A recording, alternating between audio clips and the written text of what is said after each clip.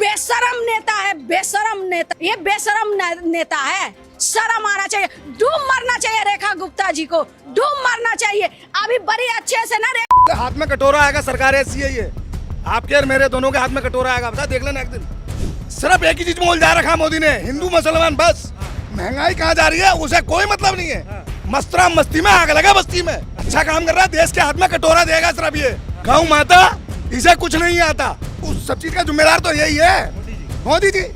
इसकी पूरी मतलब ऊपर से नीचे तक हर आदमी करप्ट है। ये सरकार एकदम निकम्मी है बस, कुल मिला के ये। नमस्कार, मैं हूं प्रभाकर मिश्रा और आप देख रहे हैं सच्ची खबर प्राइम टाइम। यहां आपको वो खबरें मिलेंगी जो आपको गोदी मीडिया कभी नहीं दिखाता। इसलिए सबसे पहले आप हमारे चैनल को सब्सक्राइब कर लीजिए और बेल बटन को भी जरूर दबा दीजिए। मोदी सरकार की पोल पट्टी खोलने वाला ये वीडियो आपको भी झकझोर देगा, जहां इस रिक्शे वाले ने बीजेपी सरकार की सच्चाई बयां की है और कहा कि मोदी ने पूरे देश को बेच दिया है और उसको अब जेल भेजना बहुत जरूरी है।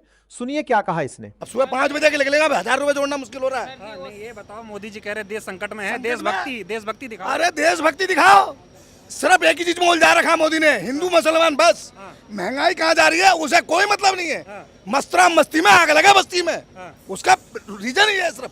महंगाई से कोई मतलब नहीं, उसे देश से कोई मतलब नहीं है। सीएनजी जो है 5 रुपए महंगी हो गई है और पेट्रोल 8 रुपए। एक हफ्ते में 2 नंबर पड़ रहे पैसे, और पेट्रोल 8 रुपए। इस चीज पे, ईंधन पे अगर पैसा बढ़ेगा तो हर चीज, नमक से लेके दूध तक पैसा बढ़ेगा भाई साहब। आप रात को सो जाओ, दूध 30 रुपए, सुबह उठ कर ले जाओ 34 रुपए। एक दिन में 4 रुपए बढ़ गए, उसका जिम्मेदार कौन? सरकार, मोदी। हाँ जी, अच्छा काम कर रहा है। अच्छा काम कर रहा है। देश के हाथ में कटोरा देगा सिर्फ ये। हर आदमी को सिर्फ मंदिर मस्जिद में उलझा रखा है इसने। गौ माता इसे कुछ नहीं आता बस। आप मेरा इंटरव्यू ले रहे हो, कहाँ ले रहे हो? विदेश में ले रहे हो?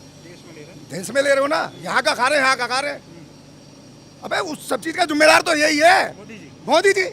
इसकी पूरी मतलब ऊपर से नीचे तक हर आदमी करप्ट बस। अच्छे दिन आएंगे, अच्छे दिन आएंगे, अच्छे दिन ही आएंगे। तुम्हारे हाथ में, मेरे हाथ में कटोरा होगा बस। कहते थे बहुत हुई महंगाई की मार, मोदी सरकार 12 सालों से है मोदी जी।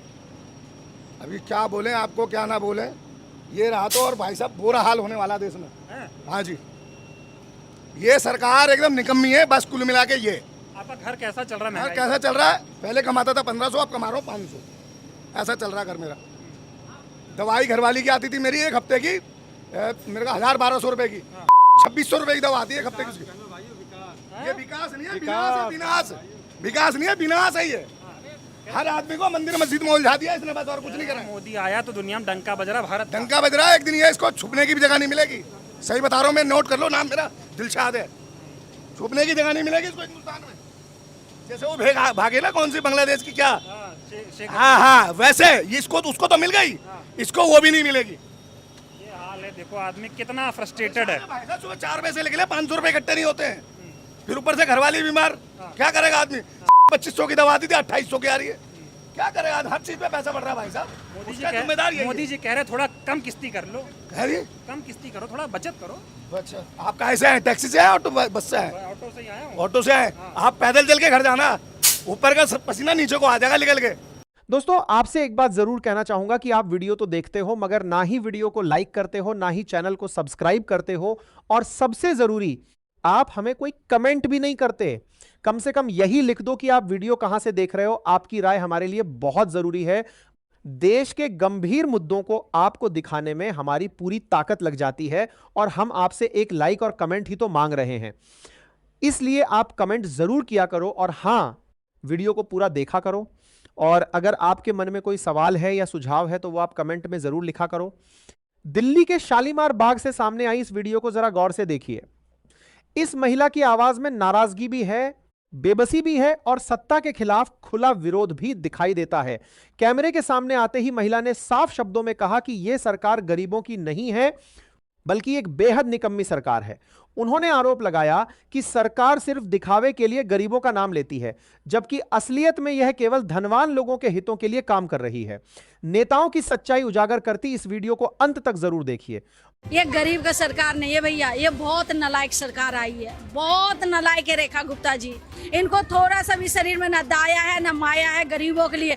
ये झूठे कहते हैं मैं गरीबों का सरकार हूँ, ये पैसे वाले का सरकार है भैया, गरीबों का सरकार नहीं है। अरे शर्म करो आप, शर्म करो, इसी क्षेत्र से आप सीएम बने हो, इसी क्षेत्र से लोग वोट देकर आपको सीएम का पद पर बैठाए हैं, सीएम का कुर्सी पर बैठा है। आपको थोड़ा सा भी शर्म नहीं आती है? किस इस एरिया में कैसे आओगे? इस क्षेत्र में जब इलेक्शन आएगा तो कैसे आओगे? इस क्षेत्र में जनता के पास कैसे आओगे खड़े होने के लिए? आप कहते हैं जनता, नेता कहते हैं गरीबों भिखारी होता है। जनता ठीक है, हकीकत में भिखारी होता है, गरीबी। किस लिए भिखारी होता है? उनको पेट के रोटी की जरूरत पड़ता है, उनको तन के ढकने के लिए कपड़े की जरूरत पड़ता है, जो अमीरों का घर में जाते हैं झाड़ू बर्तन करने के लिए। लेकिन ये नेता लोग पैसा वाला होते हुए इसी गरीब के पैर छूने के लिए आती हैं। एक दिन ऐसा समय आता है इसी गरीब को पैर चाटने के लिए आती हैं। ये बेशरम नेता है, बेशरम नेता, ये बेशरम नेता है। शर्म आना चाहिए, डूब मरना चाहिए रेखा गुप्ता जी को, डूब मरना चाहिए। अभी बड़ी अच्छे से ना रेखा गुप्ता जी टीवी पर देख रही होंगी बैठ के सोफा पे। 1 लाख का कुर्सी हम लोग गरीबों ने मेहनत मजदूरी करके 1 लाख का कुर्सी तो दिलवाई दी हूँ। अब वो कुर्सी पर आराम से बैठ के हम लोग के जो जनता परेशान हो रही है, रोड पर बैठी हो ना, वो आराम से देख रहे होंगे, खुशी मना रहे, कॉफी पी रहे। अरे शर्म करो रेखा गुप्ता जी, शर्म करो, डूब मरो। एक दिन ऐसा दिन आएगा जो आप जनता के लिए रोएगा। जैसे जनता आज घर के लिए रो रहे हैं ना, दाने के लिए रो रहे हैं ना, उसी तरह आप जनता के लिए रोओगे। जी जनता का आज मुझे जरूरत है, आज हमारे लिए जनता खारा नहीं है।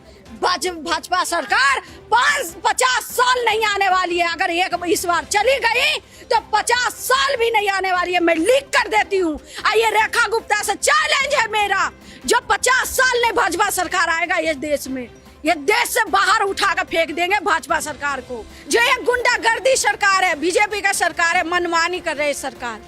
ये कुर्सी चेयर सीएम के चेयर पर बैठ के मनमानी कर रहा है, गुंडागर्दी कर रहा है, बहु बेटियों को उठा रहा है, दीने दहाड़ बहु बेटियों का चाकू छुरा मनवा रहा है। ये ऐसा सरकार है। आज जो बहु बेटियों पर रेप करके फेंका जा रहा है, ये ऐसा सरकार है। जब बच्चों को 6 साल भर के बच्चों के 3 साल के बच्चों के रेप करके नाली में फेंक दिया जाता है, पटरी पर फेंक दिया जाता है, उसके लिए जनता सरकार जनता के लिए आवाज नहीं उठाते। चौक चौराहा पे चाकू मार दिया जाता है, पॉकेट छीन दिया जाता है, उसलिए सरकार जनता के लिए आवाज नहीं उठाते हैं। अगर गरीब ना रहेगा तो ये देश कैसे चलेगा? ये देश विदेश ऐसा कौन कंट्री है जिसमें वो नहीं रहते, गरीब नहीं है? गरीबों से चलता है देश। ये जनता से सरकार बनता है, सरकार से जनता नहीं चलता है, ना बनता है। ये बात नोटिस कर लेना रेखा गुप्ता जी। भाजपा सरकार नहीं आएगी। आती है, कैसे आती है? वोट चोरी करते हैं, इनको चोरी करना आदत पड़ी हुई है। चोरी करके वोट जीतते हैं और चुनाव सत्ता में बैठ जाते हैं। कोई जनता इनको वोट नहीं देना चाहते हैं, कोई जनता नहीं, कोई जनता इनको देखना नहीं पसंद करते। अरे जनता के लिए सोच लेते, गरीबों के लिए सोच लेते, गरीबों के बीच में आकर गले लगाते, उनसे गरीबों से पूछते जो आपको क्या चीज की जरूरत है। अगर कोई चीज की जरूरत है तो मैं आपके लिए खड़ी हूँ। देखा आपने, ये दिल्ली के शालीमार बाग की एक आम महिला की आवाज है, लेकिन उसकी बातों में इतना दम है कि वह सीधे सत्ता के सबसे ऊंचे गलियारों तक सवाल पहुंचा सकती है। आज हम प्रधानमंत्री नरेंद्र मोदी और बीजेपी सरकार की उन नीतियों पर सवाल उठाएंगे जिन पर आरोप लगाया जा रहा है कि वे बड़े उद्योगपतियों और पूंजीपतियों को लाभ पहुंचाने के लिए गरीबों के अधिकारों को कुचल रही हैं। आखिर यह कैसी राजनीति है जो चुनाव के समय गरीबों के दरवाजे पर जाकर वोट मांगती है, बड़े बड़े वादे करती है और सत्ता में आने के बाद उन्हीं लोगों को उनके घरों से बेघर कर देती है।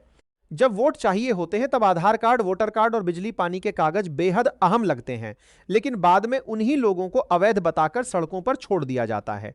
क्या यही सबका साथ और सबका विकास है, या फिर विकास केवल चुनिंदा लोगों तक सीमित रह गया है? अगर आज हम अन्याय के खिलाफ अपनी आवाज नहीं उठाएंगे तो हो सकता है कि कल यही हाल किसी और का भी हो। क्या इस देश में गरीब होना ही सबसे बड़ा अपराध बन गया है? इस पूरे मामले पर आपकी क्या राय है? अपनी बात नीचे कमेंट बॉक्स में जरूर लिखिए।